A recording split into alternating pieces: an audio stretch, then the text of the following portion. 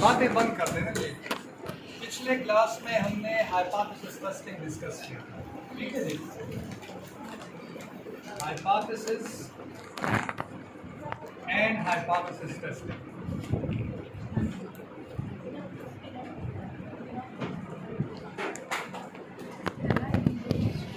और वहां पर हमने जो जी टेस्ट है वो अप्लाई किया था। ये किसका था? ऐसा था? Yes sir. अच्छा, आज के लेक्चर में ये पी वैल्यू है क्या, इसको कैसे कैलकुलेट किया जाता है और पी वैल्यू का मतलब क्या होता है, ठीक है जी। तो what is a p value, ठीक है। How to calculate a p value,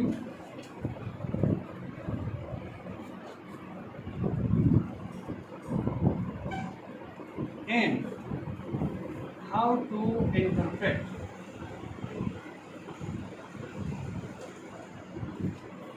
P value, ठीक है जी।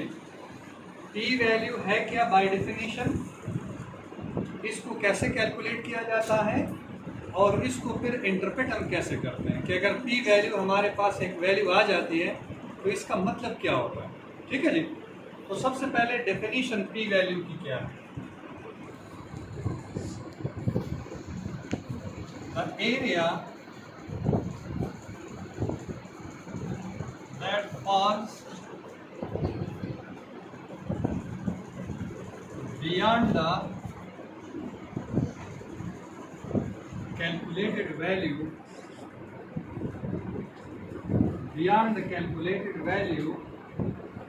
of the z statistic, यानी z test of the z statistic is called p value, is called p value।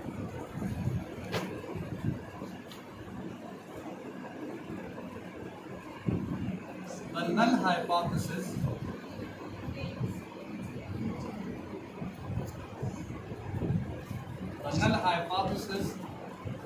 can be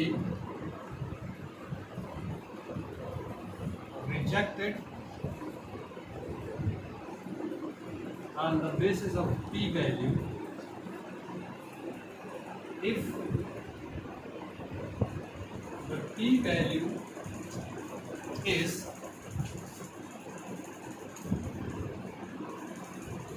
less than alpha. Alpha may be 5%, maybe 10%, maybe 1%. If it is less than alpha, then we reject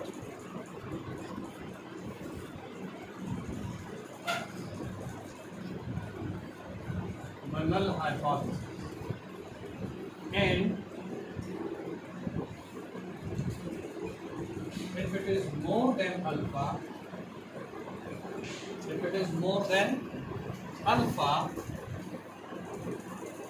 then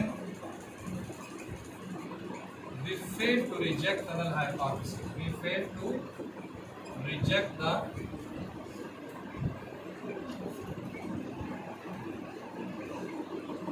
null hypothesis।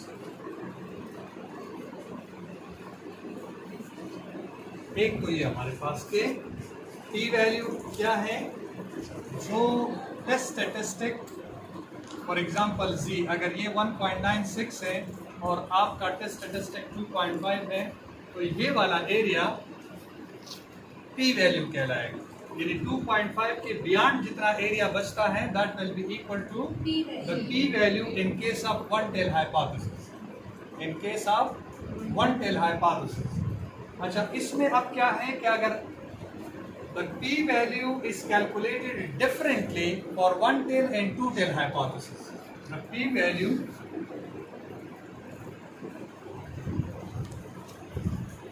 is calculated differently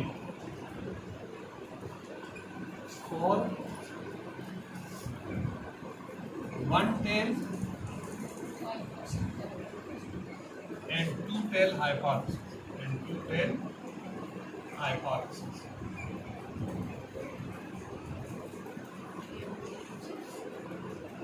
one tail के लिए हम कैसे करते हैं और to tell के लिए कैसे करते हैं, ये जो पिछले लेक्चर में हमारे पास जी स्कोर था, तो I think that was a two tail hypothesis, whether it is different from the general population और नॉट, ऐसा था।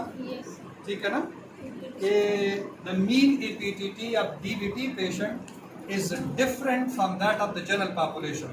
तो जहाँ पर डिफरेंट, डिसिमिलर, नॉट इक्वल के वर्ड्स आते हैं किसी भी सिनेरियो में, तो ये शो कर रहा है कि आपका जो हाइपोथेसिस है that is a two tail hypothesis.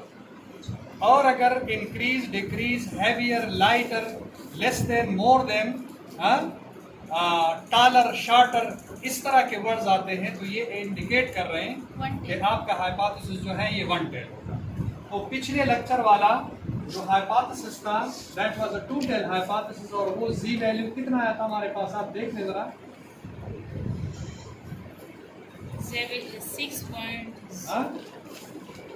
6 value कितना था, -2.36, ये हमारा जी वैल्यू। ठीक है जी, it was a two tail hypothesis.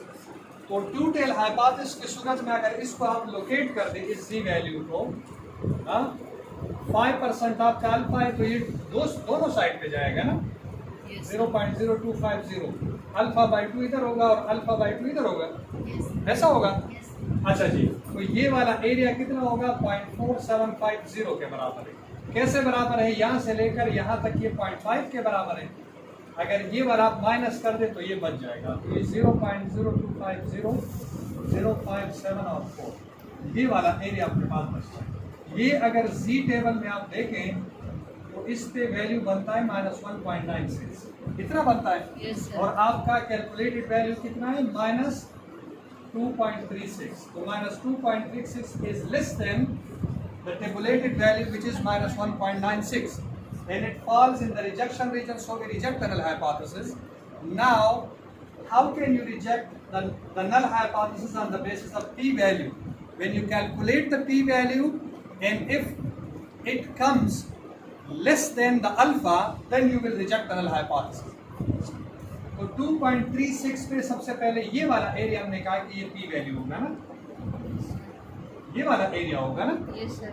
ठीक है, ये बात की बात है कि हम अल्फा बाई 2, ये टू टेल हाइपोथेसिस, तो हम इसके साथ क्या करेंगे मैं आपको बताने वाला हूँ, लेकिन ये वाला एरिया पहले आप कैलकुलेट करें। तो ये एरिया हम कैसे कैलकुलेट करेंगे कि यहाँ से लेकर यहाँ तक कितना है और फिर ये बाकी कितना बचता है। आप 2.36 पे ये एरिया कितना है आपके पास, टेबल से आप ज़रा डिटरमिन कर लें जी टेबल में कि 2.36 पे आपके पास एरिया क्या है। 2.3 और 0.06 के नीचे इसके सामने ये वाला एरिया देखे कितना है सर, 0.4909। 0.4909 ऐसा है। Yes sir. अच्छा जी, तो ये टोटल एरिया इस साइड पे कितना है, 0.5 है। अगर ये 0.5 है तो 0.4909 को माइनस कर दे, ये आया 1, ये आया 9, 0, 0 और इतना आया। Yes sir. अच्छा, अब p वैल्यू आपका इसके बराबर अभी नहीं है। रीजन क्या है कि अगर ये वन टेल हाइपोथेसिस होता तो फिर आपका p वैल्यू इसके बराबर है, लेकिन क्योंकि आपने ऑलरेडी अल्फा को 2 पे डिवाइड किया हुआ है ना, 2 पे डिवाइडेड है, तो आप उस वक्त इसको कंपेयर करेंगे जब आप इसको 2 से मल्टीप्लाई करेंगे in case of two tail hypothesis.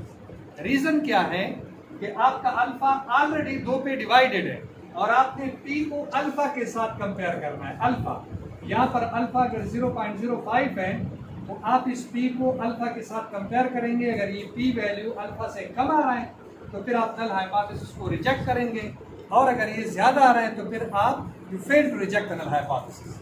ये बात है। लेकिन चूंकि अल्फा ऑलरेडी 2 पे डिवाइडेड है तो इसको कंपनसेट करने के लिए सबसे पहले इसको 2 से मल्टीप्लाई करें और फिर पूरे अल्फा के साथ आप इसको कंपेयर करें। तो 2 से मल्टीप्लाई करने के बाद अभी p वैल्यू आपका 0.0182।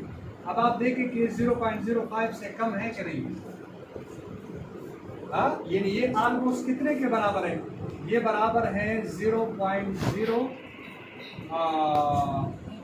इसको ख़त्म कर दें और इसको इधर ले आए 0.02 के बराबर ऑलमोस्ट। अगर इसको राउंड अप कर लें 2 डिजिट्स के बाद अगर इसको राउंड अप कर ले तो ये 0.02 के बराबर आ जाता है और आपका अल्फा 0.05 है, तो still your alpha is more और P value is less.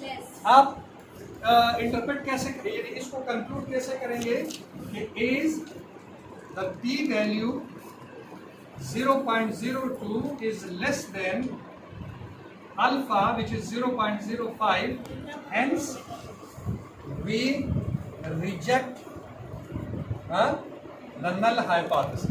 The null hypothesis in favor of alternate hypothesis.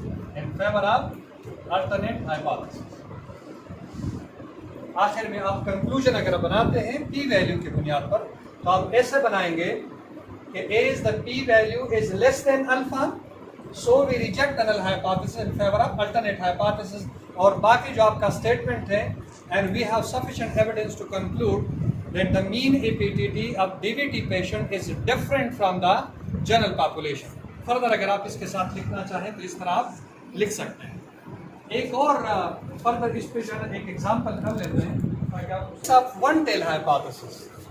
For example Z score आपके पास है x बार माइनस म्यू और divided by sigma upon n under the root and it is one tail hypothesis और आपके पास है 2.5 के बराबर है। मैं अज्यूम कर लेता हूँ अपनी तरफ से, ये वैल्यू ले लेता हूँ कि लेट्स सपोज आपके पास जो वैल्यू है वो 2.5 के बराबर है। तो आप इसको अगर प्लॉट करेंगे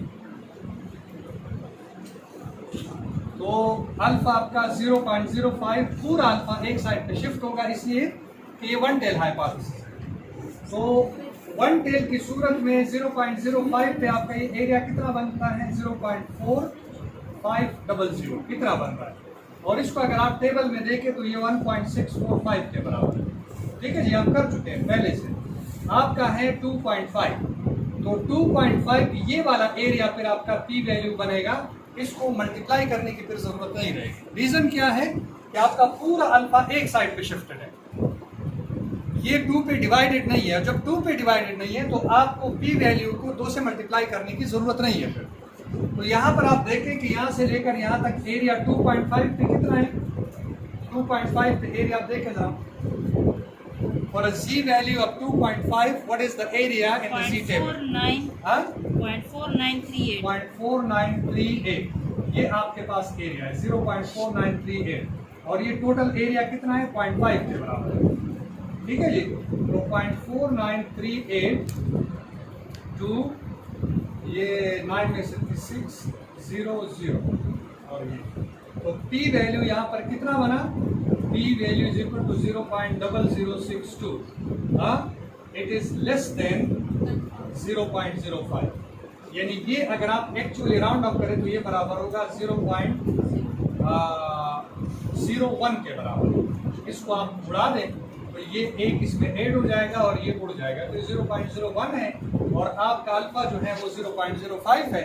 तो लिहाजा is the p value 0.01 is less than alpha which is 0.05, so we reject the null hypothesis. So we reject the null hypothesis in favor of alternate hypothesis. Sir इसको राउंड अप कैसे करें? Round up किस तरह होता है कि आप depend करता है कि आप कितने डिजिट्स तक राउंड अप करते हैं।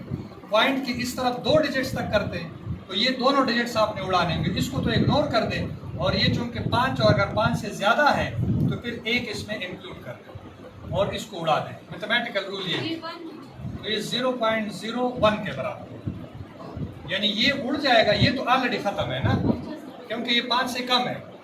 ये वाला डिजिट जो है चूंकि 5 से ज़्यादा है, 5 या 5 से अगर ज़्यादा हो तो इसको उड़ाने के बाद इसमें एक ऐड कर देते हैं, सिफर के साथ एक ऐड कर दें तो एक हो जाएगा। तो ये वैल्यू 0.01 के बराबर होगा, 0.01। अब आप इसको कंपेयर करें किस चीज़ के साथ, अल्फा के साथ। अगर ये अल्फा से कम है तो फिर you reject the null hypothesis, otherwise you fail to reject the null hypothesis. So in this case is the p value is less than alpha, so we reject the null hypothesis in favour of alternate hypothesis. ठीक है, बाकी जो statement आपने लिखना है वो फिर आप लिख लीजिए, ठीक है। तो इस सर ये कहते वन हैं साइड P पे वैल्यू 0.45 जी, मतलब जब ये वन टेल होगा ना ये वन टेल की सूरत में। सर ये 0.05 कौन सा वाला लिखा है? वो तो अल्फा लिखा है ना, लेकिन ये बाकी जो ये तो value- अल्फा है ना, नहीं, ये ऊपर जो किया है 0.05 ये हमारे ये। पास अल्फा एक साइड पे आ गया ना। ये फिर एक ये- साइड पे आ गया, हाँ, अल्फा एक साइड पे है ना, तो 0.5 से अगर ये माइनस कर तो ये एरिया बच जाएगा। इसी एरिया के लिए आप सी वैल्यू मालूम करेंगे कि नहीं? तो आपका टेबुलेटेड वैल्यू होगा ना, टेबुलेटेड वैल्यू ये आएगा और कैलकुलेटेड वैल्यू आपका ये है। तो फिर कैलकुलेटेड वैल्यू के बियॉन्ड जो एरिया बचता है वो आपका पी वैल्यू है in case of one tail hypothesis. और अगर ये टू टेल हाइपोथेसिस है तो सबसे पहले ये बियॉन्ड वाला एरिया आप कैलकुलेट करेंगे कितना है, फिर इसको 2 से मल्टीप्लाई करेंगे और उसके बाद अल्फा के साथ कंपेयर करेंगे। आई hope you understand what I am saying. Sir हाँ? समझ यहाँ से नहीं आ रही। कहाँ पे? 0.05 की वैल्यू मतलब लेंगे ना, फिर उससे जो है तो ये बाकी नहीं, 0.05 की जो वैल्यू है इससे हम टेबुलेटेड वैल्यू मालूम कर सकते हैं। टेबुलेटेड वैल्यू इससे मालूम कर सकते हैं, क्योंकि ये वाला एरिया आपने मालूम करना है ना। जी टेबल जी वैल्यू आपने अगर टेबुलेटेड मालूम करनी है तो ये एरिया आपको चाहिए ना। यस सर, तो ये टोटल एरिया 0.5 के बराबर है कि यस नहीं? सर। तो 0.05 अगर आप माइनस कर तो ये वाला बच जाएगा। इसको फिर आप टेबल में देखें तो इसका वैल्यू 1.645 के बराबर है। ये अलग बात है कि 2.5 आपका कैलकुलेटेड वैल्यू है, उसका एरिया अलग होगा, फिर 0.5 से माइनस करना होगा ताकि बियॉन्ड वाला एरिया आपको पता चल जाए। तो वो आपका पी वैल्यू होगा, ठीक है जी। अच्छा, पी वैल्यू को इंटरप्रेट कैसे करते हैं? देखिए, पी के डिफरेंट वैल्यूज हो सकते हैं। मेरी बात सुने जी, ये बहुत ज़्यादा इंपॉर्टेंट है। इधर देखें, आप क्या कर रही हैं? P value if it is 0.04, P value if it is 0.01 and P value if it is 0.001, they are interpreted differently. They are interpreted differently. मैं आपको एक एग्जांपल दे देता हूँ।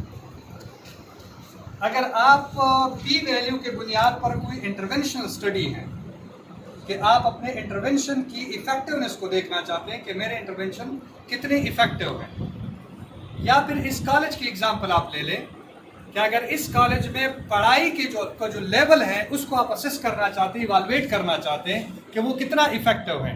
अगर बहुत ज़्यादा इफेक्टिव है तो बहुत ज़्यादा स्टूडेंट जो है वो पास होंगे, अगर कम इफेक्टिव है तो कम स्टूडेंट पास होंगे, फेलियर चांस ज़्यादा होंगे।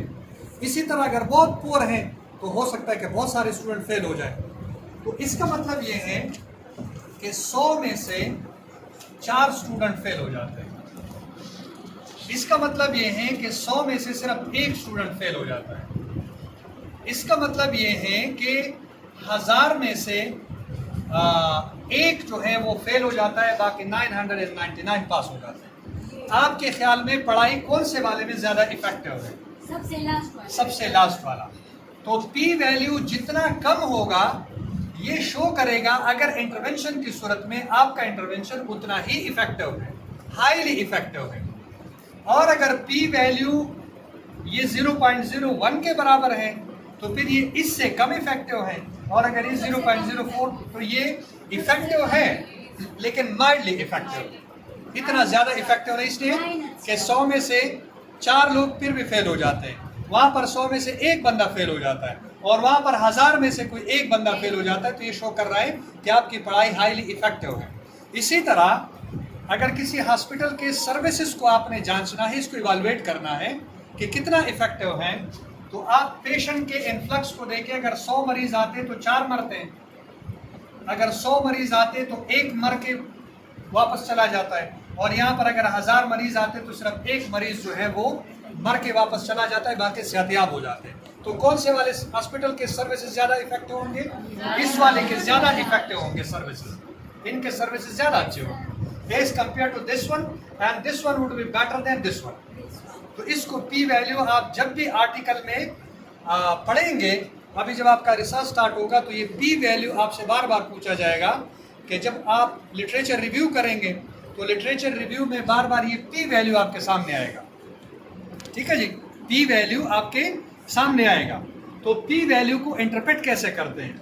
The lesser the p value the more effective is the intervention. The more the p value, the less effective the intervention. ये बात समझ में आ रही है कि p वैल्यू जितना कम होगा, फॉर एग्जाम्पल p वैल्यू आपके पास आ रहा है 0.0000, इसी तरह आ रहा है, इसका मतलब है कि p वैल्यू बहुत ही कम है, लिहाजा आपका इंटरवेंशन, आपके सर्विसेज, आपका टीचिंग ये बहुत हाईली इफेक्टिव है, बहुत हाईली इफेक्टिव है, ये p वैल्यू शो करेगा, ठीक है ना।